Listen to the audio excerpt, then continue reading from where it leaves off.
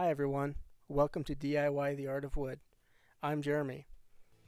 The first solution that often comes to people's mind is to just break out the belt sander and sand the bottom of the door until it clears. But maintaining that square edge on the bottom of the door with a belt sander is tricky at best.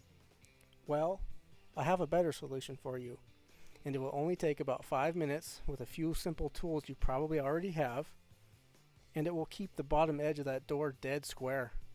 So without further ado, let's get started. Let's take a look at the tools you're going to need to complete this project. You're going to need a straight edge, a pair of clamps, a couple of speed squares if you have them, although they're not totally necessary, a roll of masking tape, a pair of safety glasses, a dust mask, and the star of the show there, the circular saw.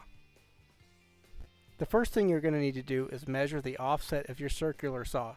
Now that's the distance from the edge of the blade to the edge of the shoe. In this case it's 5 inches even. Keep that number in mind for later.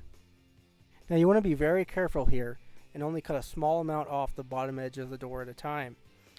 I recommend about 1/8 of an inch. The reason for that is an interior door has an interior wood frame. If you cut off too much, well, you're going to have a bigger problem on your hands. The line I'm laying out here is 5 1/8 inch in from the bottom edge of the door, and that accounts for the offset of the circular saw plus the 1/8 inch I want to cut off.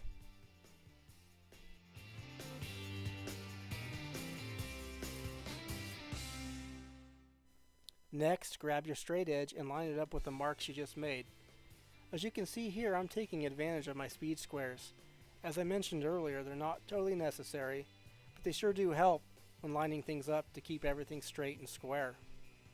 Next, grab your clamps and begin clamping the straight edge down in place. Make sure you're staying on your line, and if you do have your speed squares, continue to use them to help keep everything straight and square. Now here's a completely useless and totally unnecessary slow motion close-up panning shot of the straight edge clamped down to the door. I was kind of hoping you might be able to see how it's lined up with the marks, but you definitely can't see them. But it gave me a chance to ramble on about nothing for a few minutes. Well, I guess I could mention, be sure and take the speed squares out of the way if you're using them. Remember that masking tape I mentioned earlier? Well, now's the time to grab it. Go ahead and put a line of tape all the way around the bottom edge of the door.